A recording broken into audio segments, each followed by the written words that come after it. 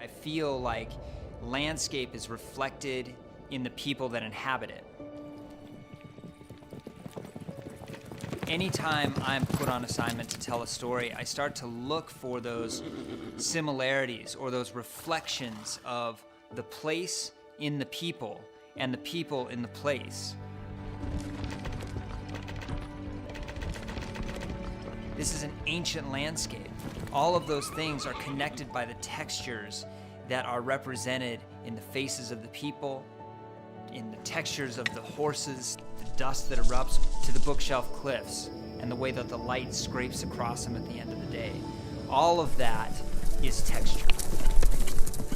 In the evolution of photography, we've always searched for greater depth. We've searched for greater detail. In creating that depth, you are invited into a deeper emotional landscape, and that is the point of great photography.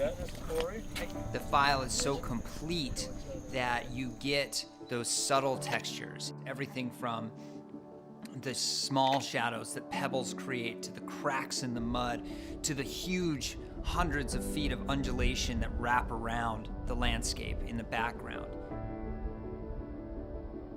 The 14 to 24 2.8, the 24 to 70 2.8, and the 70 to 200 2.8 were the primary lenses that I had on my camera for the entirety of the shoot. It allowed me to be quick, nimble, versatile. These lenses are tack sharp edge to edge. With a single battery, I was able to operate all day long. If you add the vertical grip, you're extending the power of the camera and the longevity of the batteries for another day, if not more. You can also use it as a vertical grip to shoot portrait orientation.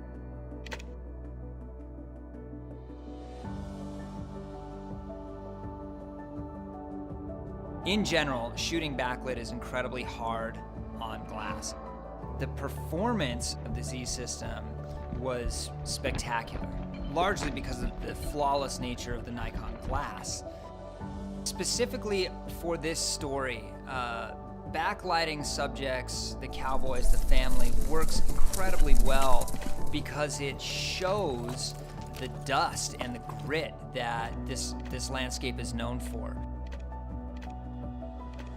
The Z7 II in every way delivers across the board what I expect from a robust mirrorless system in the field. I was never concerned about the dust that was getting into it because it just didn't get into it. I wasn't concerned about having these horses come by and splash, literally soaking me, drenching me. I was never concerned about the camera being affected. I was never concerned about the camera not being able to carry the amount of detail that I wanted to tell the story that I wanted. I was only concerned about my execution of it. One of the things that I love most about the Z7 II, the new system, is the speed at which it shoots, as well as the buffer. Now, I don't have to substitute any of the quality for the speed. The ability to shoot 10 frames a second as a scene unfolds allows you a much broader choice in your edit, and allows the ability to find that serendipity, to find those moments that bring all the elements together to make your viewers feel.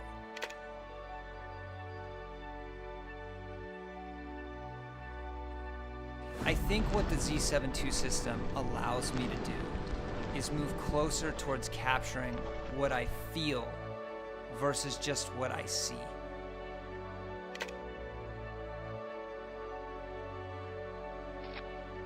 I am a relentless perfectionist. I demand perfection from whatever I do. I demand perfection from myself. In order to achieve the things I want to achieve, I have to have absolutely the best to achieve it, to make it look and appear the way I need it to.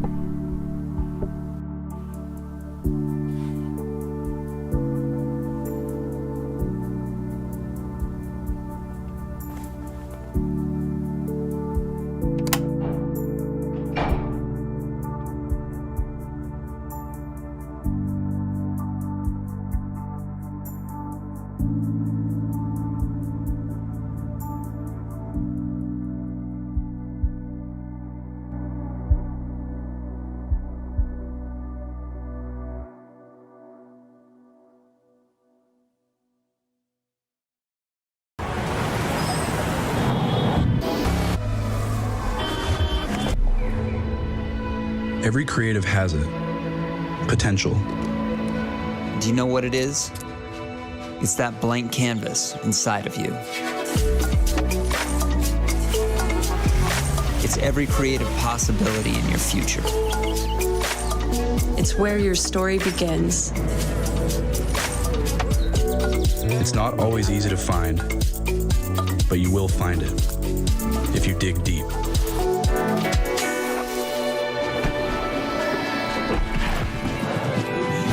It took me years to discover mine.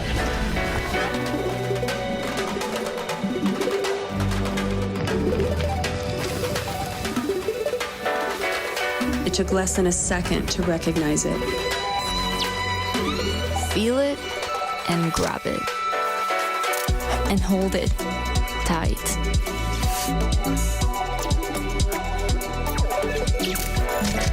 My natural passion to tell stories became my reality. Now find yours. It's there, right in front of you. Setbacks? There will be plenty. Learn from them. Leave them behind and get closer to your creative destiny. Realize the hidden hopes and dreams. There is a place for them in this world.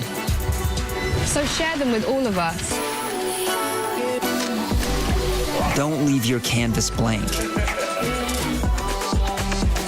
Be true to yourself. Find your true potential. It's time. Ignite your passion.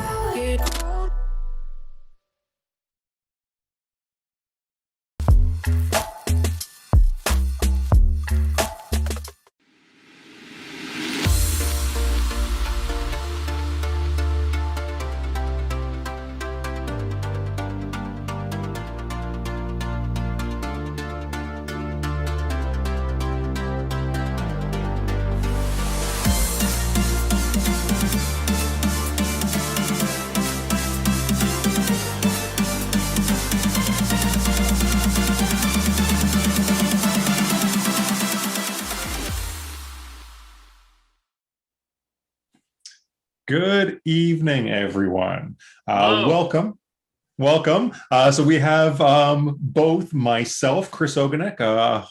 If you haven't seen me out in the Vancouver area in the last little bit, that's because I haven't been allowed to. But when this whole COVID thing goes and lifts, I definitely am looking forward to getting back out to the to Vancouver. So my name is Chris Ogonek. I'm the product and training manager here at Nikon Canada. With me, we also have Russ Vanderleer. So Russ is the Western rep for basically all of Nikon. He deals with pretty much everything. So what we're going to be doing today, Russ and myself, is we're going to be doing what we're calling a virtual demo day.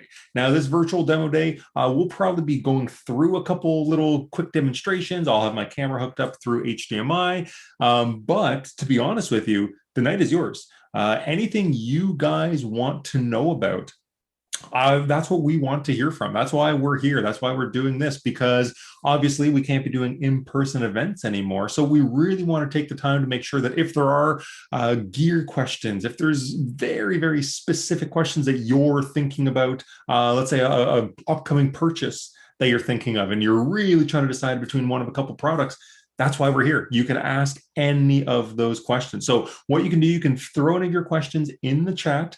We can throw them in now. We can kind of get into it a little bit later. Whatever you guys want, Ask the question that's on your mind. It can be Nikon related, it can be photography related, you name it. We are here to answer your questions. Now, before we actually get into kind of any demos or any questions, what I kind of want to start off with is a couple, I'll say, new Nikon news. Let's kind of start it off with calling it Nikon news.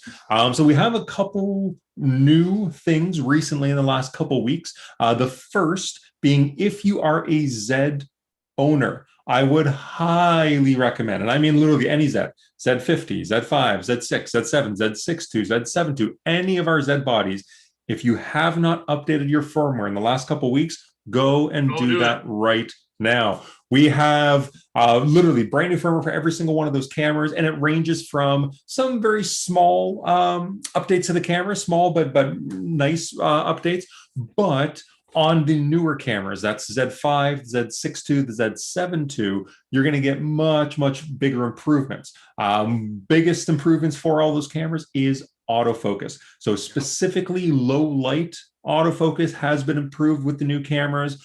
We have better tracking. I'll say the autofocus box, when you're doing auto face or eye detect, is going to be much stickier. So as you're actually viewing it, it's going to appear to be directly over your subject, maybe a little bit faster than it was before. So definitely, if you are a Z owner, you want to go and update your firmware. And if you are a Z62 or Z72 owner, one of the coolest things that you're able to do is you don't actually even need a computer to go and update your firmware anymore. All you need is an XQD or an SD card in the actual camera itself, and then you need your phone. So with your phone, if you have SnapBridge attached to it, then all you have to do is click in the top right-hand corner. It'll say something along the lines of get new firmware or check firmware. And by clicking that, it'll automatically check to see if you have it. If your camera does need it, it'll give you a little update. You press that button, it'll download the firmware to your phone, and then it will automatically transfer it through Wi-Fi to your card that is in your camera. So a couple things that I would recommend is format your memory card before you go and do this, just like we always do, but we sometimes, yes, charge your battery and format your memory card. Those are the two biggies. And then if you want to be super safe, after you're finished the whole thing, go and format your card again. So format, make sure your battery's charged, and then format again at the end. Keep your card nice and clean. Obviously, I don't have to say it, but before you go and format your memory card, make sure you don't have any special photos or movies on there. So you want to make sure that they're nicely backed up. But once you do that, it's such a simple process. You don't even need a computer anymore. And it's fast too. Like the last time I did it, it was faster doing it through the SnapBridge app than going on my computer, finding the file on the website, and I know where to go, and then downloading it and installing it on a card. Like that's what blew me away, was just how easy and how quick it was to get it done. So no, it's really cool. So that's the first piece of Nikon news. Is definitely, if you're a Z owner right now, go and download the firmware. But Russ, I'm gonna throw it over to you. And as a nice little segue, if you aren't a Z owner already, but you're considering it, Russ probably has some really good news for you. Yeah, it's probably never been a better time price-wise to go out there and become a Z owner. We actually just Friday started our new Capture the Savings event, which runs for the rest of this month. And there's some amazing deals. And it's not just for Z owners, because we obviously still have our DSLRs, and we have lots of people who love those, and there's good deals. I won't go through all of them because there's so many things that are on sale. But a couple of highlights, the Z5, if you're looking for your first Z series mirrorless camera, maybe you're looking for your first full frame camera, it's a phenomenal deal. It's $500 off, which is just a crazy price for the camera, considering all of the things that you get in that entry level full frame or entry point full frame camera, right? You have IBIS and a great EVF. And so $500 off on that. And the D850, if you're rocking DSLR, I mean, that camera's phenomenal. It's $500 off. And if you're shooting in either system, there's tons of lenses on sale right now too. So I'm happy to, or Chris and I are happy to answer questions and chat about that stuff. We're not going to spend this whole time, trying to sales pitch you, but you need to know, because if you're in the market for anything, there is some really good deals to be had.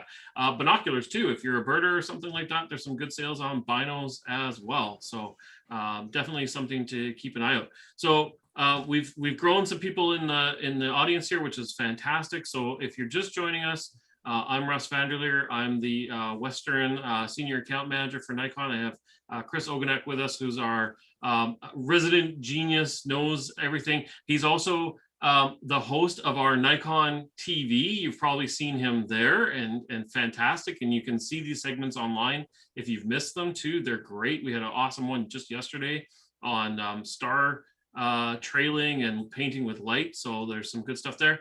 If you want to interact with us, and we want you to interact with us, then please post your questions in the YouTube chat and reach out to us. And our whole idea here is to make tonight about you, right? We can't be in the store and answer questions face to face. So we're going to do it online. And so fire some questions in the chat, and we will definitely be able to help you out. Cool. Okay. Now, Russ, while we kind of wait for questions to start popping in, I have a question for you. I have two questions, actually.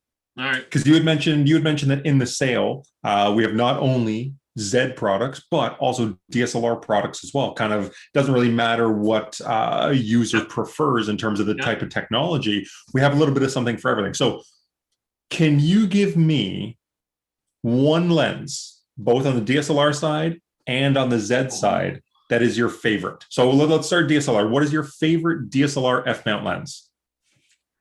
Right now, I mean, I feel like it changes depending on what I'm up to and what I have chances to play with. Right now, I'm wowed by the 500 PF.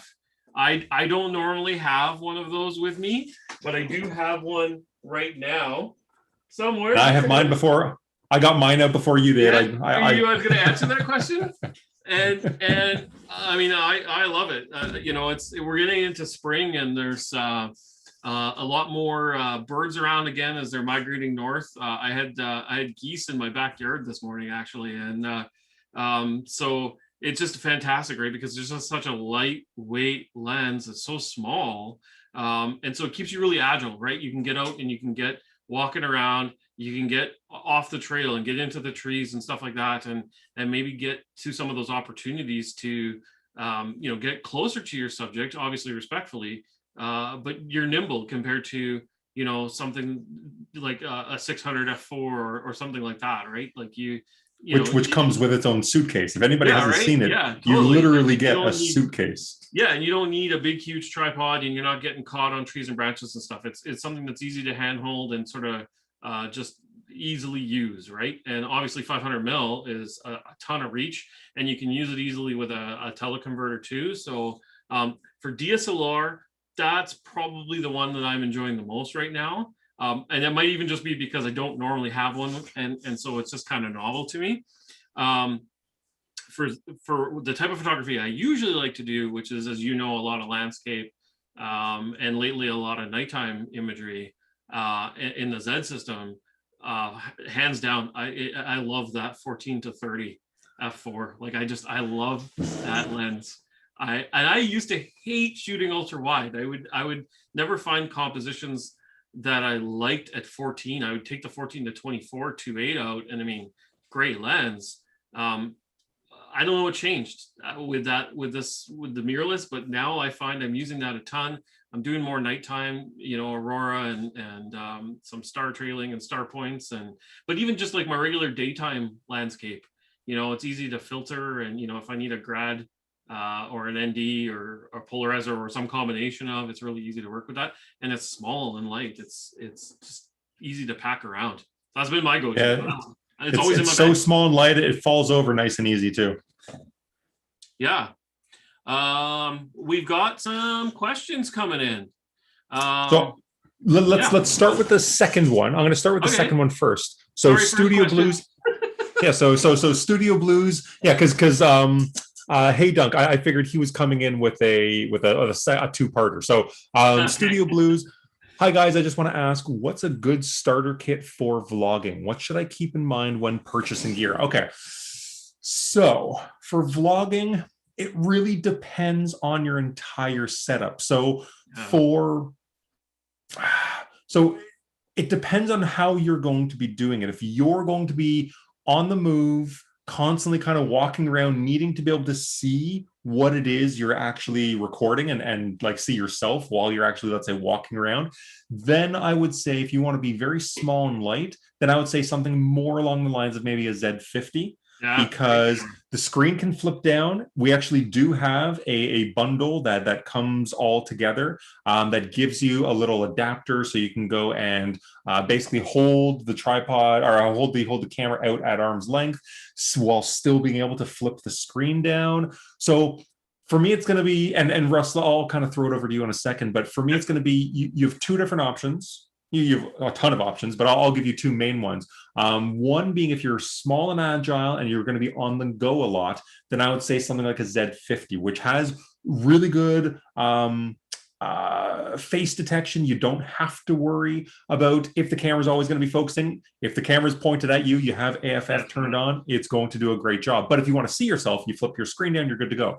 So that's if you're agile. If you are doing something similar to kind of what I do, which obviously I'm in here a lot, I've kind of thrown the yellow lights back here. So if you're doing more of a studio type of vlog, where you're not going to be moving around a lot. And let's say my camera, my Z6 II, which is sitting here, it doesn't move. It stays there plugged in. I have it plugged in through HDMI, yada, yada, yada. But I want continuous power. And the Z5, the Z6 II, and the Z7 II, if I have a USB cord plugged into my Z6 II, which I do, and I have it plugged into power, I will get continuous power running to that camera. So I don't always have to worry about battery life. So those are my two options. I would say Z5 if you're going to be in a studio setup where your camera is going to basically, you want really good quality with really good bokeh. I have the 50mm f1.8 on here. So I would say those are your two options, Z50 and Z5. That's in terms of the body itself. Now, when it comes to lens, that's going to be a totally different ballgame. I mean, that's going to depend on your setup. If you're going to be agile, you're going to want something a little bit wider, maybe a 24 to 35 mil. If you're going to be in the type of studio, I have a 50 mil on right now, and this for me is the perfect focal length. If I had a little bit more room, maybe an 85, but that's pretty much all that, that's the longest that I would look at. So it's going to be a little bit different, but I would say Z50 or Z5 with one of our primes as a really good option to be able to blur out your background for either of those cameras. When you said vlogging, I immediately thought of, being out and about and recording yourself walking around and stuff like that. And I instantly gravitated to the Z50 just because it's so small, and that flip down screen is unique in the Z system. So and you kind of touched on the sort of special version of it. We have the Z50 creators kit, and so it's one bundle that gets you an adapter to sort of sidestep the tripod over a little bit so that it's out of the way, so the screen can flip down unimpeded. But then it comes with a Joby Gorilla Pod that it's one of those bendable tripods, so you can turn it into a handle and basically hang on to it. It comes with a Rode Video Micro mic as well too. So I mean, the other thing that you didn't talk about, Chris, is for vlogging is audio, right? Because it's great to have a good camera and it's great to have a good lens, and these are important things. But if your sound quality isn't great, that impacts the overall quality of the video too. So the creators kit is awesome because it's one box and you get basically everything you need except for probably a spare memory or a memory card and a spare battery. It even comes with a bag that holds everything, and they're on sale too. But that to me is the easy one, and it just, the weight and the flip down screen, the 4K video, the eye detect autofocus, to me that's sort of the way to go with it. That's to me the king vlogging solution for what we have. So yep. And so a follow-up question that Studio Blues had: should you care about sensor size? To be totally honest, I would say no. There are some benefits to shooting full frame. If you do, let's say, want to go and not just shoot some vlogging, if you want to go and get more into video shooting, you want to go shoot a couple short films, and you want really, really shallow depth of field, then a full frame camera will be able to not only provide that, but better low light. If you're shooting an available light, you will get slightly better low light capability. But if you're just talking vlogging, I would say most likely, I can't think of any real reason why you should go full frame over DX just for vlogging. For me, it would come down to the other things, such as, do you need continuous power? The Z5 is a PD, so it's the power, oh my goodness, my power delivery, there we go. It has power delivery capabilities, so you can essentially plug it into, like I said, the wall, or if you're out on the go somewhere, you can plug it into a PD approved USB-C power bank and get continuous power that way as well. So I wouldn't necessarily worry about sensor size. I would more worry about the overall package, such as, do you need continuous battery life? Well, then the Z5 is the way to go. Or do you need to be super small and agile? Then the Z50 is going to be a little bit better. Yeah. All right, let's help Heydunk out here. So he says, I'm a photo student. I'm considering purchasing one of the Z series cameras. He's coming from a D90 and he thinks maybe it's a good time to jump to full frame. So just wondering, with in comparison to maybe the Sony A7R II versus the Z5, what's the benefit of going with the Nikon? I mean, honestly, just right off the top, without getting super spec heavy or anything like that, to me, the obvious advantages are you're coming from a Nikon and you're going to a Nikon. So the simplicity of operation is going to be huge, right? Yeah, it's amazing. You can pick up a D90 and you could pick up a Z5, and there's definitely going to be new options in the menu. There's been some serious evolution in cameras between then and now, but at the same time, it's a Nikon going to a Nikon, and the menus are going to be laid out pretty similar. The language is going to be the same. A lot of the options that you're used to in your D90, you're going to find equivalents that you're going to recognize and even know where to expect to find them in a Z series camera. And the other thing is if you are bringing any glass with you from your D90, then there is a good chance that we will be able to make it work on your Z series camera. I mean, there's a couple caveats, because the D90 is a DX crop camera and you're jumping to full frame, but it works. You just have to contend with that change in crop. And if you have full frame lenses, which is entirely possible with your D90, then that's not even an issue. And as long as it's an AFS lens, you're going to have full autofocus. And if it's not, if you have an older AFD lens and you can tell with the aperture ring on the barrel, it'll still work. You just have to manually focus it. So, I mean, right there to me is just a couple obvious things when you look at, sort of the Sony versus Nikon comparison when you're already coming from Nikon. Yeah, I'll add in a couple other. Yeah, please.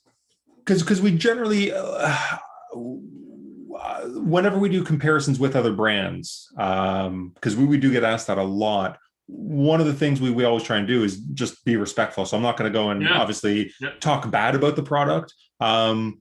But I do want to give you some points to think about when it comes to, let's say, the Z5 versus this particular camera. So the first one is the age, where the Z5 is a new camera. It still is getting current firmware updates. Like we mentioned at the beginning of the episode, we literally just announced the firmware update for it a week and a half ago that improved its low light capability. It gave it a couple other functionalities when shooting with flash, gave you a few little menu options. So the Z5 is still a current camera that's still getting current firmware updates, whereas the A7R Mark II, they're up to the A7R Mark IV right now. So while the Mark II is being sold for a very good price, and I'm assuming that's kind of why you're factoring the two of them in, because when they were, let's say, at their prime, they were two different categories, like you mentioned with the megapixels. So you kind of have to decide what is important to you. If you say that you need all the resolution you can get, I think you kind of threw in there that you do, so you enjoy macro and portraits. If you had said that you do, let's say, fine art, and you really want to go and start blowing it up to, like, I'm talking really silly sizes, like 5'7" feet, then obviously the higher resolution of the A7R Mark II would be a little bit better. But if you're going to be using the Z5 in a situation where you want better weather sealing, the Z5 is fully weather sealed to the same degree as our Z6 II, our Z7 II, our D850. So the weather sealing on the Z5 is quite good. The autofocus will be better than what you get with a 2.5 generation old Sony. As good as the Sonys are at autofocus, if you go back 4 and a bit years, guaranteed the Z5 will be a little bit snappier. So the fact that you have fully functioning eye detect and face detect on the Z5 for your portraiture might help you out a little bit in those cases. So there's definitely some gray areas, because obviously the price looks really good on the A7R Mark II.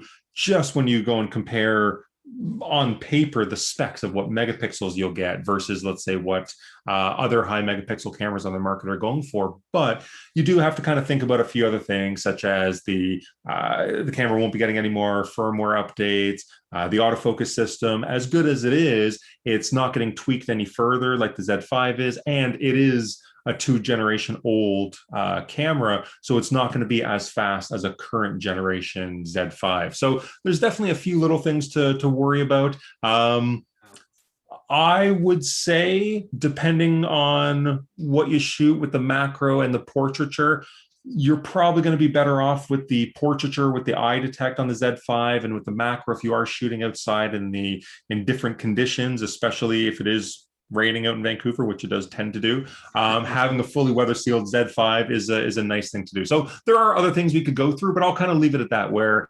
that's a kind of generalized breakdown between the two. And just factor in when, price is obviously a consideration. Right now we have amazing pricing on the Z5, right? So that is going to eat up some of that gap too. So absolutely. If you have follow up to that though, hey, Dunk, fire it in the chat. We're happy to keep that conversation definitely going. So, Chris, we got Craig asking, what would be a good Z mount setup for someone who has been an enthusiastic user of the Nikon One system, our original mirrorless? That's tough, and that's really tough. Because I love the Nikon ones. They were small, so fast. I bought my wife a J1, right? I bought myself an AW1. Yeah, they're great. I didn't know you had an AW1. They're great. It's a great system. So I guess it just depends on priorities. One of the nice things about the CX platform was the size of the cameras, right? It produced a physically small camera and a small lens set. So, if part of your appeal of owning the Nikon One and using it is because it's just so portable and pocketable and easy to just run and gun with, to me, then the logical replacement becomes the Z50, right? Because it's still for a camera with a DX sensor in it, it's still pretty darn small, and it's got that collapsible lens. And the one thing I will give the Z50 is the ergonomics, right? Because that's sometimes the trade-off you make with those small cameras is, yeah, they're small, but are they comfy? Do they feel good in your hand when you're using them all the time? And as someone who spent a lot of time using Nikon ones, like, they were not bad, but the Z50 is great. Like, I was floored when I picked up that camera, how good it feels in the hand. That sort of becomes the obvious comparison for me, as if size is an advantage. But there's so many other factors that we could look into, and if your priorities are the same now as when you bought your Nikon One, right? Because obviously we look at things like the potential for a larger sensor with any of the full frame Z cameras. Does weather sealing matter to you? Are you doing the same photography now that you did when you bought your Nikon One? Might be good to just tell us a little bit more about what's important to you in a camera, and then maybe we can answer that a little bit more specifically. But Z50 is the obvious one that stands out to me. Yeah, I think my answer to Craig, and he just said, I've used it as a hybrid stills camera, and he does like smaller cameras. So, Craig, my question to you actually is, have you ever picked up and felt either the Z5 or the Z50? If you've been in any stores over the last two and a bit years, have you actually picked one up and put it in your hand? Because what Russ and I are talking about when we're talking about smaller camera, we're splitting hairs, because the Z5 is quite small as it is. It is. Yeah, so it kind of what's small to one person could be, oh yeah, that's totally acceptable for somebody else. So for me, I'm probably going to give the similar answer that we did about the vlogging question for Studio Blues, where I'll say if you're looking for pure portability, the Z50 is probably where I would go. But if you're looking for overall image quality, we're talking about better low light, we're talking about you, let's say, want to be able to go and shoot a shallower depth of field, yada, yada, yada, whatever the benefits of full frame are, then I would probably say that the Z5 could come into the offerings there as well. So you kind of have those two little options that you could go with. But either way, regardless of what you go for, body wise, I would take a look at the Z24 to 200 lens. Now, this is obviously, you didn't tell us what lenses you were thinking about. I got something to add. He posted something else. He's doing birding with adapted long glass. So this throws me back to the Z50, because obviously the advantage with the Nikon ones is if you're using that FT1 adapter, you had that 2.7 times crop applied to your F-mount glass. I still remember all this stuff to your Nikon one, right? And so obviously we're not going to be able to leverage it the same way because we don't have a 1-inch sensor anymore, but you would still have the ability to leverage the DX size sensor and get that crop with your adapted glass to that. So I'm back to Z50. Like, it's got the size advantage, but knowing this additional little nugget that he's adapting glass, he's doing birding, he wants the reach. I think the Z50 is the one to look at. I'm with you on that. With the birding and everything else, yes, yep. I fully agree. You just need those extra little nuggets, right, Chris? And then it's like, then it'll become so much more obvious what the answer should be. We have Kix. Kix wants to know, is it still worthwhile to buy a DSLR? It seems like everyone is going to mirrorless. He was looking at the D850, she, I can't tell from Kix, I shouldn't assume. And going to D850, and would there be less support with it in the long term?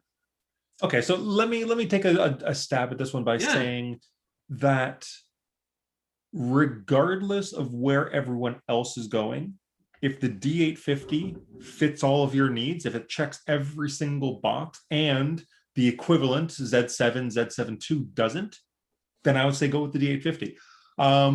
I will say that regardless of whether you buy a DSLR now or in the future, there will not be less support for it. So getting rid of that double negative, we will continue to support DSLRs for a number of years. That is guaranteed. But there is one kind of, I'll split the hair by saying it this way, that when you, we started off today talking about all the Z firmware updates.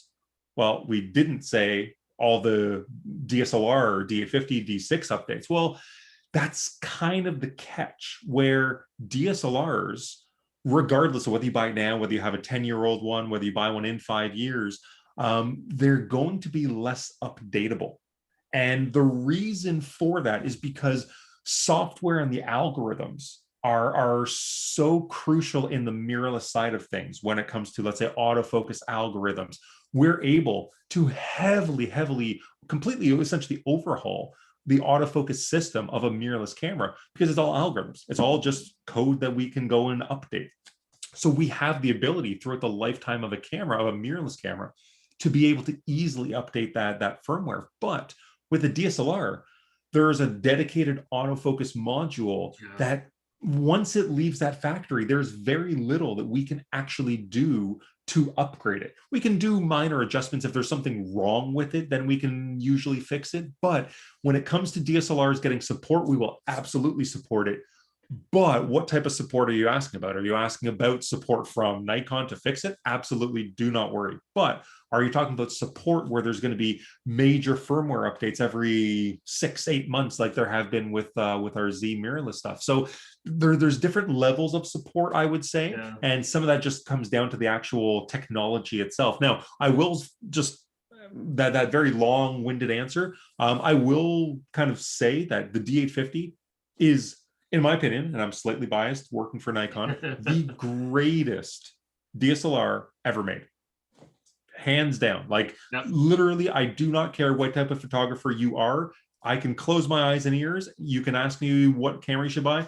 I can put a D850 in your hands and you will love it. It does so much, so well. But there are intrinsic things that a lot of people find easier to use and more, I'll say, workflow compatible when it comes to mirrorless cameras. The electronic viewfinder, being able to see your exposure before you even shoot. You're going to be getting, usually, depending on the camera, but almost all of our cameras on the mirrorless side will give you better video than the respective DSLR, specifically on, let's say, the D850. The end quality coming out of the D850 is spectacular, but the autofocus system is nowhere near as good as what you would get with a Z7, a Z7 II, Z6, Z6 II. So there are definitely differences between them. It's not right or wrong. It just kind of fits what you prefer. Do you prefer an optical viewfinder? Well, then, to be totally honest, the D850 is the way to go. And just close your eyes and don't get that gas. Don't get that gear acquisition syndrome where just because everybody else is talking about it, that you have to go and do it too. If those points are boxes you would like checked, then that's the time to go and think about mirrorless. But don't go looking at mirrorless purely for the sake of mirrorless, if that makes sense. Yeah, and I'll add one more thing to that too. You know, you kind of talked a little bit about, you said something about size that triggered this in my mind, is the ergonomics and feel and that kind of thing too, right? Because that's a big part of the experience. Is, do I like how that camera fits in my hand? Do I like how it feels? You mentioned OVF, the optical finder, versus the EVF. Are you shooting a lot of long glass? And then do you like the balance with a DSLR, especially something a little meatier like a D850 versus mirrorless? These are some preferential things that, you're holding it in your hands, and it becomes such a big part of how you feel about your camera when you use it. And so if that's something you don't know yet, then I really encourage you go in and go into Kerrisdale and go and pick up a camera and feel it out a little bit. But you may already know this too, right? If hey, I love how a DSLR feels in my hands, and we have a lot of those customers, that there, right, might even be the thing that clinches it for you, right? Or you may be ready to go, hey, I want something a little smaller and lighter. When COVID's over, I want to travel more and I want less space in my bag, like whatever it is. That may sway you to mirrorless too, right? So that would be something to think about. But definitely, like Chris is right, don't go with the gear acquisition syndrome decision maker process. It's what they're both good. Pick what's good for you. That would be the big thing I would have to stress. And so he just wrote, they just wrote in, I love how the D850 feels. I used to try cameras before I buy them in store, so it's a bit hard to get a feel of the cameras these days. Yeah. It very much is. I will say that Kix, I have giant monkey hands, and I've completely switched to the Z series. I have a D850 here. I have a D6 in my bag. The only reason I was shooting with the D6 was to get example pictures. Other than that, I am pretty much gone mirrorless. And for me, with my giant monkey paws, the Z series feels really, really comfortable to me. Now, everybody's a little bit different. I know some people with really small hands who say, oh, no, I don't like the feel of the Z cameras. So everybody's going to be a little bit different. And obviously it is in these times more difficult to go in and try cameras very easily. But from all the users that I have been in contact with since we've come out with the Z system, I would say overwhelmingly the thing I hear is, wow, the Z cameras feel like a Nikon. The ergonomics is there. It still feels very comfortable. The buttons are in the right places. Yeah, the menu's the same. So I don't think, unless you say, like, I love huge cameras, like if your favorite camera to hold is a D6, a D5, D4, then you might prefer the D850 just because it does have a little bit more heft to it. But in terms of, is the Z camera comfortable, I would say yes. I don't think you'll have an issue with it, but if you pop over, talk to Kerrisdale, I'm sure that they'll at some point, if not now, then in the near future, and we can maybe get Kerrisdale to type in the chat here, or maybe you contact them directly, just in terms of what their protocols are for right now. If they aren't allowing kind of demos in store right now, maybe they have a hope that in a month or so they're able to open it up. So definitely kind of I would recommend going and playing with it if that is on your mind. Yeah. But I don't think that there'll be an issue at all. We have a question from Jay. So Jay wants to know large f-mount lens or mirrorless Z lens and teleconverter. So obviously we're looking at some telephoto glass and what maybe is the best solution. Adapter assumed for Z6. So he's got a Z6. Does he invest in f-mount or do he invest in Z mount and teleconverter? That's another one of these questions that's not super easy to answer because we don't know all the variables. I mean, Jay, are you only shooting Z mirrorless would be one of my first questions, right? Because if you're like a lot of our Z users and you maybe have a DSLR still, and do you cross back and forth a little bit? Because if you do, then to me, it's a no-brainer. Stay with F-mount because there's some great F-mount glass, and then you can easily adapt it to Z-mount. And then it's cross-platform. You can use it on both, because if you do buy into the Z glass, it's not going to work backwards on your DSLR. So that'd be my kind of first question I would want to know. If you are only shooting a Z6, well, then that's still tricky, right? Because it would depend. Chris is laughing at me. It depends. I think on what's long glass to you. What kind of reach are you looking for? We are still building and fleshing out our Z mirrorless lineup. We do have a roadmap of lenses that are coming, but right now, like today, if you're looking to purchase, then the longest combination we can put together for you on native Z mount is the 70-200 2.8 and the 2x teleconverter. So you can wind up with a 400 5.6. We have more coming, but today that's the best I can do for you. Yeah, so he answered that he's only Z mirrorless, Okay. which is a good thing. So Yeah. for me, it really comes down to focal length and when do you need it. So if you let's say know that in the next month, hopefully let's say restrictions get better again, and that you are going to be able to go out hiking, you're going to be outside, you need it for the summer. And you say that you need longer than 400 or 500 mils. Well, then I would say go F-mount with the adapter. So go, let's say the 500 mil PF that we were talking about. Go a 200 to 500. So go something along the lines that we have and use the adapter. Or your option is maybe wait a little bit longer if you don't need it right now. If this is just something that you're thinking about, then and I'll see if we can get it thrown into the chat here. I'm dropping the link in right now. I knew this is where you're going, buddy.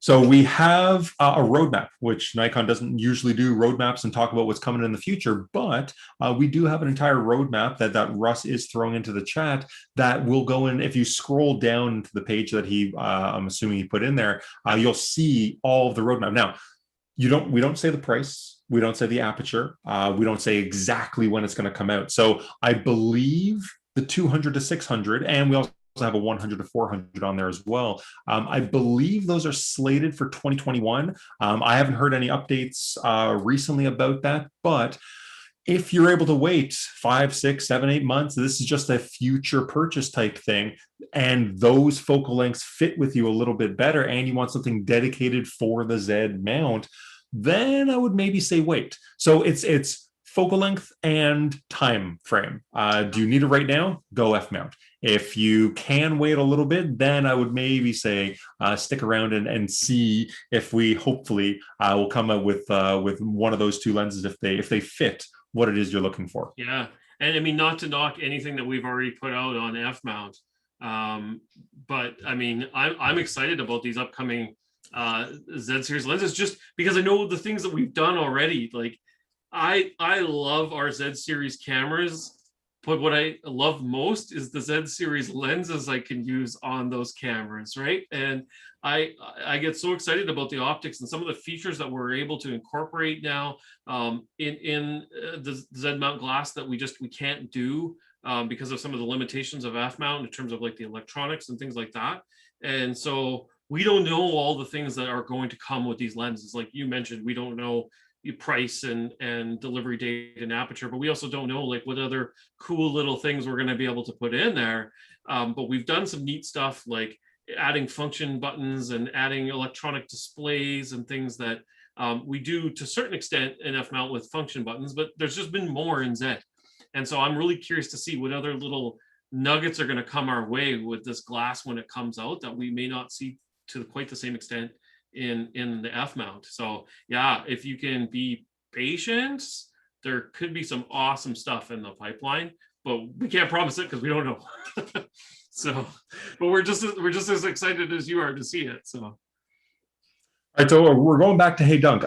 In answering that other question, there's another one that he has. As I've never had any mirrorless cameras in his hands so far, and you're curious how you would actually go about testing one for a shoot. Now, I'm curious, are you asking where you should rent it from or how you should rent it, or just what should be the protocol once you actually, let's say, rent both of them? Let's say you're going to try the A7R Mark II and the Z5. How should you go about doing it? So I'll let you answer that in the chat below, whether you're curious about where to actually rent them from or just the actual process once you have them in your hands, what to do. And then, so going back to Craig, so you're asking which of the current Z mount cameras are best for birds in motion or flight? Is the Z50 good enough for that? And you were also thinking about potentially picking up a D7500 or D500, and your D7000 has so-so autofocus. Good question. Very good question. So here's my answer for that. I would say the best that we currently have is the Z6 II, followed really closely with the Z7 II.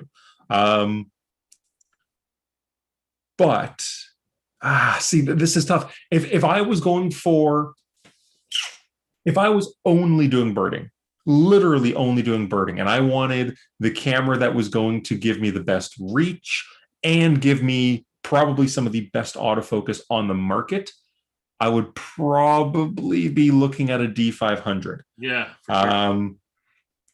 But at the price point that the D500 is, you're getting kind of close to a Z6 II. So for me, it would come down to how narrow of a niche is this camera going to be used for. If it's going to be used purely for birding and that's it, the D500 might be the best birding wildlife camera on the market right now. When I went to Africa a couple years ago, I brought the D500. That was my main body. I also had a D5. I also had a D810 at the time. Yeah, I didn't have the D850. Yeah. So, but that D500, that's how good it is. That was my main body for all of my shooting for the month that I was there. I obviously had the D5 for particular shoots that I was doing, and the D810 for more landscape, high megapixel work, but that D500 is rock solid. So it kind of depends. If it was me, my money, the way I normally shoot, which is doing a lot of different things, I think I'd go with the Z6 II, just because it's going to be a much more well-rounded camera, and I really prefer the mirrorless side of things, like Russ was talking about, whether it's the image quality of the Z lenses, the EVF, all of that type of stuff. We won't go through it again, but if you're looking for the best birding camera on the market for under $2,000, the D500 is probably it. The D7500 is close. It has a very good autofocus system, 51 point versus 153, but it doesn't cover as much of the frame, and it definitely is not as top level as the D500's Pro 153 point autofocus system. The D7500 is not a slouch at all, and it definitely will wipe the floor with your D7000. That is definitely... Yeah, big lead. But that D500 is even a step further. I would put the Z50 very close, if not equal, to the D7500, and then the D500 is above both of them. In some situations, yeah, the Z50 can be really good. The biggest thing I would say is just with mirrorless, take the time to get to know the autofocus system. When you're transitioning from DSLR to mirrorless, one of the biggest things people have an issue with, regardless of the brand that they're changing from. It's getting to know the autofocus system. You can't just pick it up and use the exact same autofocus that you did previously. You have to get to know it a little bit. So yeah, be patient. Yeah, and the last thing I would kind of add, I guess, is just so many people now do a lot of video too, right? Like, even though we don't start out that way, right? Like, we're still photographers first in a lot of cases, but you get out there and you're doing your birding, and now all of a sudden you get an opportunity for cool birding video, right? So we're seeing more of that too. And then that might not be a priority for you, but if it is, then looking at the Z50 to Z62, depending on where you're comfortable landing, there's going to be an advantage there over a D500. But for stills, yeah, Chris is totally right. Alrighty. So where are we here? Hey Dunk was asking about just a good place to get the cameras to take them both out. That's tough for us, right? Because we're not in Vancouver. I'm in Alberta. Chris is in Ontario. I would maybe reach out and see if something is possible with Kerrisdale, see if they can help you out. But they are saying that they tend to do tests in store only. Yeah. So, but maybe chat with them. Maybe there's something. That would be, unfortunately we can't sort of facilitate that in our role. So. All right, Russ, I'm going to jump in because I want to answer my own question that I asked you earlier. So I asked you your favorite F mount and your favorite DSLR. Yep. Sorry, favorite F mount and favorite Z mount. Yes. Yep. I'm going to cheat. I'm going to give you two. My DSLR lens is either the 500mm, just because it is so versatile for, even though it's a prime, the versatility comes in the fact that you can take it with you. I went on a trip before COVID, and I didn't know if I would need an ultra zoom at 500mm, but I brought it just in case. Like, just crazy with a 500, right? Like, when have you ever heard anybody say, oh yeah, I brought a 500mm in my backpack, slugged it on like a 12-13 hour flight on the off chance that I would need it? But you can do that with the 500mm. So that for me is just unbelievable. So that for me is why I love this. But I'm also really doing a lot of portraiture. Well, not now, but was doing a lot of portraiture. And the 105 f1.4, that is, oh my God, an amazing lens. It is. I haven't used that one in a long time. That is a beautiful class. Yeah, that for me is why I'll throw that in there, because it is just so good. And then on the Z series, I don't know that I have a favorite, because they're all like literally whatever I need, I will pick that lens up, and it is the best lens that I've ever used for that purpose. For portraiture, as amazing as that 105 is, our Z85, that might be the perfect the perfect lens in terms of size, weight, and cost. Like the 105 is spectacular, don't get me wrong, but it is an expensive lens. It's around $2,000 and it's big and heavy. The 85mm, I've done a side-by-side comparison where I tried to kind of factor in focal length differences and sharpness, bokeh. I could not tell the difference between the two, and the lens is like half the price, more than half the weight and size. So the Z85mm is probably my favorite, but I will say that if I had to go nuts and have a lens that just makes me go, oh my God, every time I use it, it's the 50mm f1.2. Yeah. It seems like, I know the 51.8, I'm using it right now to record this or to stream this. It is the best 50 I had ever used until I went and spoiled myself with the 1.2. So I'm going to go with the 1.2 just because. But yeah, very, very close. I need more time with that lens. You know what? We have a good set of questions here from Corey. Well, I haven't even read his second one yet, but his first one: I'm a new photographer, and it sounds like I should jump straight into learning mirrorless instead of learning DSLR first. You know what? from a learning photography fundamentals, Corey, either system is fine because the core principles underpin both systems. So in terms of learning aperture and shutter speed and ISO and all of that, it kind of doesn't matter. But the sort of advantage, I guess, I will throw mirrorless is a couple of things. Number one is that electronic viewfinder and that ability to have the exposure preview, right? Because when you're learning the exposure variables and stuff with the DSLR, you don't know the outcome until you shoot it. And then you're going to look at the image on the back. You're going to do what we call chimping, right? So you're going to look, shoot and look, shoot and look, right? With a mirrorless camera, if you have exposure preview turned on, you're going to see the effect of those changing variables, right? Whether you're playing with white balance, ISO, aperture, shutter speed, you're going to see that applied to the viewfinder. It's going to give you a good heads up. This is what you are doing. And so I think from a learning standpoint, because you get that immediate feedback, is going to help you kind of coach along. So Chris is showing an example. He's changing exposure compensation, and you see that viewfinder darken or lighten. So you get that immediate feedback, and you also are more efficient, right? Because you're learning as you're doing, not doing and then figuring it out after.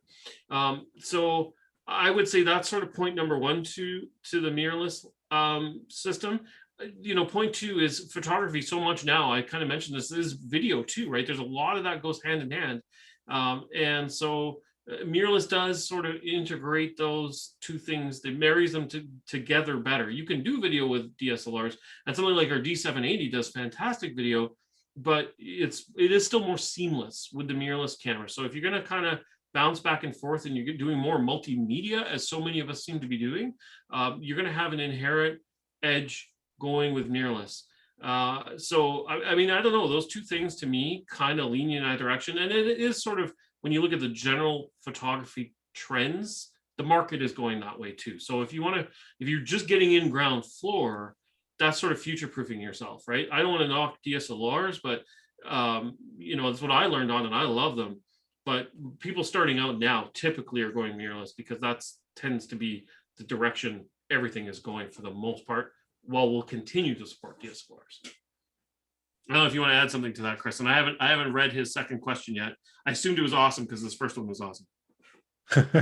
So while you read that, I'll essentially just very quickly, and you better read it quick because my answer of do I need to add anything? And the answer is no. I totally agree that mirrorless is probably the way to go as you're starting out.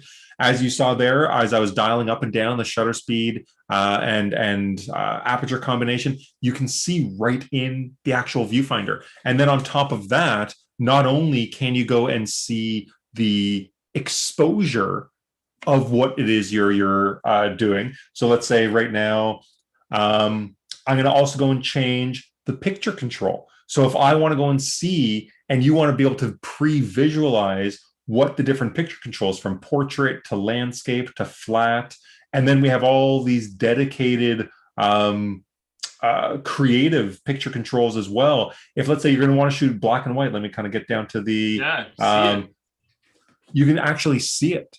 So in terms of pre-visualizing and figuring out what works best for you as a photographer, then I would say mirrorless is probably the better option.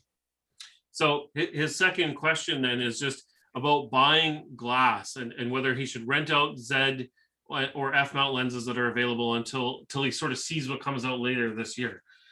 Really hard question to answer, actually, because it depends on what you're looking for in lenses and what kind of photography that you're interested in doing. If you go with the Z mirrorless, like we were suggesting, there is a lot of lenses out already.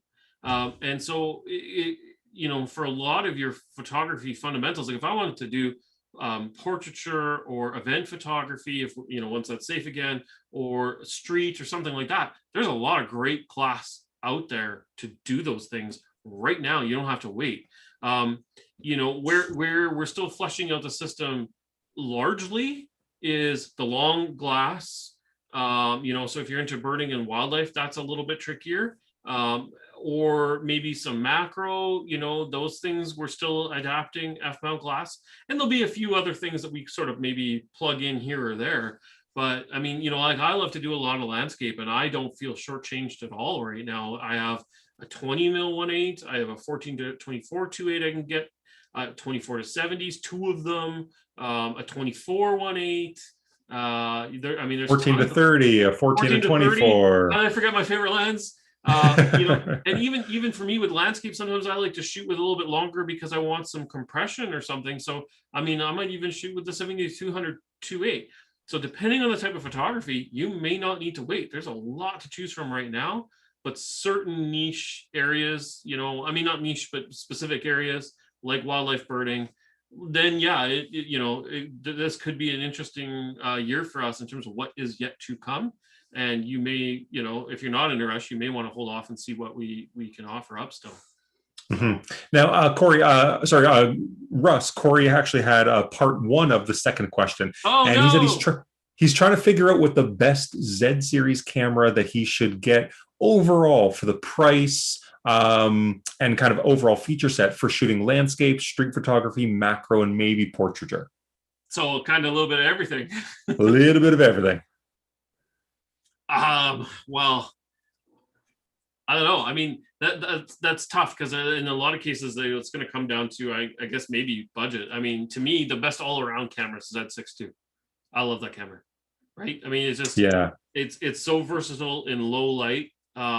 It depends on what kind of files you want to work with in terms of size and resolution, right? Like, Z7 or 7 II, it's going to give you 45 megapixels of resolution. So if you're looking for cropping or large format printing, there's some advantage there. But on the other hand, you're also working on larger file sizes. You're shooting raw, they can get bigger. Then you're looking at implications to your workflow, hard drive space, memory card consumption, how good your computer has to be. I don't need 45 megapixels, and I don't want the 45 megapixel workflow. So I shoot Z6 II primarily, and I dabble Z7 II when I feel like it. But to me, the sort of all-around versatile camera, Z6 II is the way to go. I don't know if you want to I'll kind of give you two. Yeah, I do. I'll give two options. I'll say it depends on your budget, which obviously every purchase depends on your budget. So I would say if your budget allows for it, I would say go with the Z6 II, but it also depends on what other lenses you're looking to purchase. So you say street photography. Does that mean you want like a 35 mm f1.8 prime? The landscape, would you want a 14 to 30 f4, or is the 24 to 70 f4 good enough for those purposes? So for me, if you have, let's say you want a 14 to 30 f4 prime, you want a prime lens, and the kit 24 to 70 as an all-around walk-around lens, well, that might put you over the budget if you're considering the Z6 II. But if you maybe go with the Z5, you can get quite close, because one of the bigger benefits, a couple of the major benefits of the Z5 the Z6 II versus Z5 is the Z6 II is just faster in every way when we talk about autofocus, some of its video capabilities. So the Z6 II is definitely the better camera, but for the things you've talked about, whether it's portraiture, Z5 does really good eye autofocus already. It does amazingly at landscape photography. It does amazingly at street and macro photography. So if you had said sports, action, wildlife, I definitely would have leaned more towards the Z6 II. But if you're maybe able to save that little bit of money from the Z5 to the Z6 II, and that means that you're able to go and get another piece of glass or two with the money you save, that becomes a more difficult option. So I would say it's going to come down to budget and how many lenses you currently or you're going to need in the short term to kind of get you running once you hit the ground. Yeah, and such a good point, Chris. That's a good angle on it, because glass is your best long-term investment too, right? Because if your photography grows, or we come up with new future capabilities that you find enticing, at some point you may upgrade that camera body, but you will be able to keep using that Z mount glass for years and years. So yeah, you're right. That's a good place if that's part of the consideration, is just the budget. And it always is, I guess. yeah, being able to put it into a good stable of lenses is a really smart long-term play. That's a great way to think about it, Chris. Good job. And I do want to say that, Craig, you asked when and if we are able to, well, I'll say when we are able to actually come out and do some sort of group event. As both Kerrisdale and Jacob, who's in both of our ears, has already answered. We definitely want to get out and continue doing those events. We miss doing them. That was for us. We don't like being stuck behind our desks. We want to be out shooting, out talking to you guys, whether it's at shows or in parks or going for walks, whatever that may be. That's why we're doing this right now, because we want to be able to interact with you in some way, shape, or form. So I will say we definitely will be back out to Vancouver. We definitely will be running some more in-person events, regardless of what type of event it'll be. We definitely will do it. It just depends on when. That's the only thing. Yeah, totally. Absolutely miss getting out. Corey's got a follow up. If I take my time on lenses in the short term, would it be better off to get the better camera and get a lens and rent it out, and then get newer lenses as I have more budget? I mean, I guess it's tough. It depends on you. Yeah, and you know, the type of photography that you've listed already, we have a lot of those lenses out right now. You know, yeah. The 35-1.8, great street lens. You can go walk into a store, you can go into probably any of the Kerrisdale locations and they'll have it in stock and it's on sale. You know, like a lot of what you mentioned, that stuff exists. So, you know, I don't know that there's an advantage to waiting on that standpoint for sure. Yeah, the only thing for me waiting would be if he wants to wait to get the budget to be able to buy those lenses, and then for spending the $50, $80, whatever, to go and use it for a couple of days. Yeah, that for me is the big thing, and only you can really answer that. It's really a kind of, how badly do you need that lens? Are you going to be doing it? Are you going to be doing, let's say, your street macro landscape photography right now and making money off of it right now? Well, then it might make sense to go and buy the lenses. But if you do want a body that is going to fully future-proof you, then the Z6 II is a really, really good option. And regardless of whether you're shooting stills or video, it's going to be good for a number of years now. So, it really kind of depends on you. If you can spread your purchases out and you don't need them right away, then yeah, going with the Z6 II is a really good option. Now, I will say, regardless, Corey, I would highly recommend, you don't have to take this recommendation, but I would highly recommend buying the Z6 II or the Z5 as a kit. Buy the 24-70 f4 lens that comes with the Z6 II. It is so good. So good. So good. A lot of people, they hear kit lens and their first thought is, okay, whatever. I'm not actually gonna use it. I'm just gonna buy it because it's saving me a little bit of money, and I'll kind of piddle around with it for a few months until I can buy something better. This 24-70 is one of the best kit lenses I have ever seen. Yeah. I've compared it against our 24-70 f2.8, the F mount, one of the VR version, one of the best 24-70 f2.8s on the market, and the 24-70 f4 that comes in at like $600 when you buy it as a kit with the savings. It wipes the floor with the 2.8 version in terms of sharpness, in terms of distortion. It is absolutely amazing. So unless you tell me you absolutely need f2.8 and you'll never use an f4 lens, I would really, really recommend getting that 24-70 f4. I know a number of people who bought it, let's say the Z6, the Z7, just as body only, and then really regretted it once they started seeing all the reviews come out on the 24-70, and everybody just saying, oh my God, this lens is mind-blowing. So you don't have to take that. Obviously, if you have more particular lenses that you absolutely know you'll use and you'll never touch that focal length with 24-70, okay, cool. But if you do think you'll use it as a regular kind of everyday lens, buy it and you will love it. So, you know, it's funny, Chris, great minds think alike, I guess, because right as you were starting to make that comment, in my head, I was also thinking to recommend the kit. And yes, because like you, I can't say enough good things about that lens. I use it a ton myself. But I guess the other angle I'll take on it is it will maybe, because it's got some versatility over shooting with some of the primes, it can help you, Corey, kind of dial into, what photography excites you and what do you really want to do. And because you can do a lot of different things. You can go shoot landscape with that 24-70. You can go shoot street with that 24-70.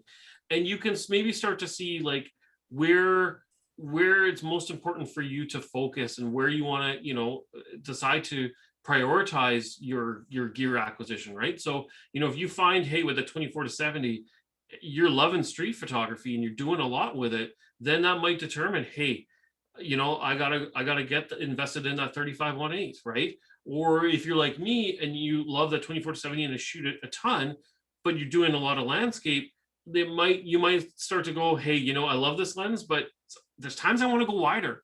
And that might steer you to, okay, my next purchase needs to be my 14-30. So Chris is right. It's a great lens to get you going. The deal with it built into the kit is fantastic. Neither one of us can say enough good things about this lens, but I also think it will be a good way for you to sort of get your feet wet, calibrate yourself, figure out what you like to do, and then help steer you to that next thing. And then you'll still have this like super versatile lens in your stable that, okay, hey, great. Now you got the street lens, the street photography lens, that 35. But for the other things you do, well, now you still got this great, kit versatile lens that you can do a bunch of other stuff with. And yeah, like those are my go-to lenses, Chris. The 24-70 f4, the kit lens, and the 14-30. Like those are the ones that are like they don't come out of my camera bag. I love them. Yep. But I will say, I love Russ's advice there because and kind of what it sounded like you were leaning to anyways, which was maybe buying the body and then slowly figuring out through renting what lens you actually need. And the times that I've heard people say, without ever even trying a lens, this is going to be my favorite lens, and they buy it right off the bat, and then they go, well, wait a second, Russ was talking about how much he loved his 14-30, but you buy the 14-30, Corey, and you go, oh, I actually don't like shooting landscapes at super wide angle, which to be honest is how I am.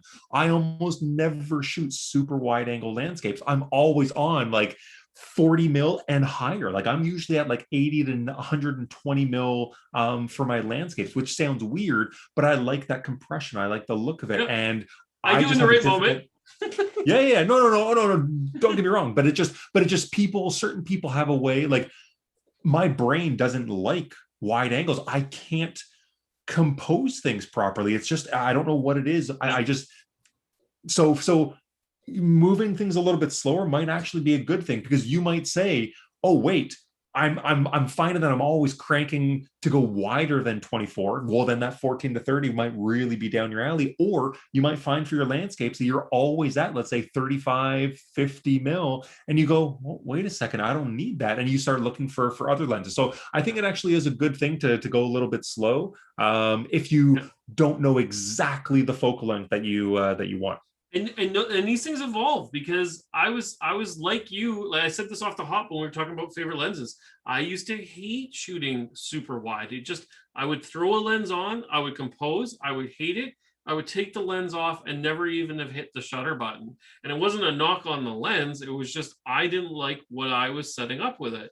And now, fast forward many years into my photographic journey, and all of a sudden I find I'm at this stage anyways, where I am shooting super wide more often. I'm trying to incorporate negative space maybe, or I'm doing nighttime stuff, and you're trying to get these expansive skies and things like that. And it might've been stuff that I didn't used to do. That's the beauty of photography, I guess, is that you evolve and change, and you master something and you move on to something else, or you find you get excited about a new subject type, right? But then that might force that gear acquisition, because you need a new tool to go up and get it. And that might be a lens, that might be filters, that might be, I need a different kind of camera bag. Like there's that, I mean, that's the fun part about this hobby, is you don't have to be stationary doing it. I love that about it. Yep. Okay, so I'm going to say, if you guys do have any last questions, we do have one more from Hey Dunk that I'm going to get to in a second. Oh, sorry. No, from Corey it is. So one more from Corey, and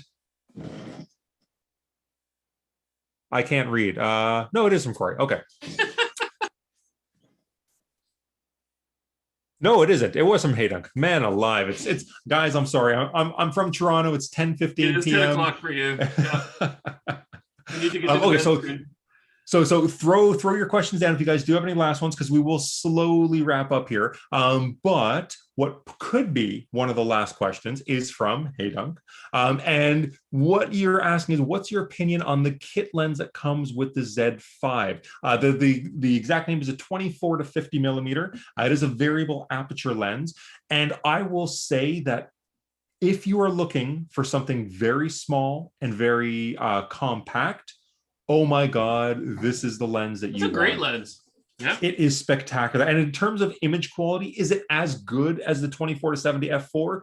It's not quite there, but I will tell you, like I said, I do my testing with pretty much all of our lenses, and He is thorough. I am very thorough. I tested our Z 24 to 70 f2.8. I tested our Z 24 to 70 f4. I tested our Z 24 to 50, and I did them against a bunch of our DSLR f lenses. And I will be honest with you, I didn't expect, as good as all the rest of our Z lenses had been up until that point, I didn't expect the 24 to 50 to be anywhere near the 24 to 70s f4 or f2.8, just because they were in such a league of their own against anything I'd ever used. The 24 to 50 hung in there. It really did. Yeah, there's maybe a little bit more distortion at 24. You obviously don't get quite the range, it only going to 50, and it is a variable aperture lens. But you have to ask yourself, what is more important? And that's kind of obviously the key for all the things we've been talking about today. What is more important for you? Do you need a faster aperture lens? Do you need the ultimate image quality? Well, if you do, then that 24 to 70 f4 is probably the way to go, unless you need f2.8. Then that 24 to 70 2.8 is the way to go. But if you're looking for a small, compact, lightweight with really good image quality, I would say, and I'll put my name out there with this on a wall somewhere, that the 24 to 50 will still beat out almost any other kit lens on the market. It's still that good in terms of the sharpness that you're going to get out of it. But it just can't quite top the oh my godness of the 24 to 70. So if you still want really, really good image quality, but you don't mind a variable aperture lens that doesn't give you all the way to 70, then I would say definitely go for it. But it's a personal choice. For me, if I was buying the Z5, I would get the 24 to 50. I without a doubt, I definitely would, because you're wanting something small, and you don't just want the camera small, you want the lens small as well, so you can go and throw it in your bag easily. If you have big pockets, I was going to say, my jacket is quite large, I can go and I've actually thrown the 24 to 50 and the Z5 in there. So I have nothing bad to say about that lens at all. I still really, really like it. Yeah, I agree. It's an underappreciated component in our lineup. Yep. Craig is asking us about what do we use to clean our sensors. I use our fantastic techs in Mississauga. I mean, that's the official answer. Obviously, is Nikon does have service cleanings for our mirrorless cameras, and our techs are fantastic. And so I would definitely recommend that as an avenue. There are third-party tools out there. That's something that we tend to shy away from, and it's not something that we utilize ourselves. So if you're considering a do-it-yourself option, then you go talk to the folks at Kerrisdale, because they're going to have some great solutions for you there. That would be sort of my suggestion. They'll be more of an authority on that. But those great folks at Arrowwood Drive in Mississauga do a great job cleaning sensors. So. So the one thing I'll add is it depends on the camera you're using. If you're actually using one of our mirrorless cameras, they actually have, so I don't know if anybody's heard about if there's as techie and nerdy as I am, but we have this high quality coating on a lot of our newer lenses called fluorine coating. Yeah. And fluorine coating, its entire purpose is it's designed so that if you go and touch the front of your lens, if you get mud on the lens, if you get water sprayed on there, that this fluorine coating is on the very front element, sometimes on the rear as well, and it allows you to clean the lens really, really easily. There's no smudging anymore. It just comes right off and you're good to go. Yep. So on, I believe, all of our full frame mirrorless cameras, they actually have fluorine coating on the sensor itself. So most of what I actually use to get rid of dust is just a small little blower.